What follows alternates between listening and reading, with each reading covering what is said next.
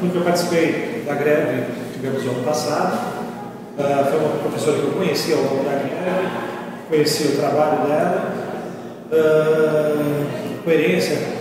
Ao longo da greve aprendi que se decisões são tomadas no coletivo, decisões individuais a gente já teve durante bastante tempo na UNIR, e a Berenice eu vejo um caminho com a UNIR que vai respeitar decisões colegiadas, decisões coletivas, e vai pensar na UNIR como a coletividade, como um grupo, e não pelos interesses individuais, caprichos pessoais e outros elementos que não vão contribuir para a nossa universidade. A gente quer uma universidade de excelência, a gente precisa ideias diferentes do que as que rolaram até agora.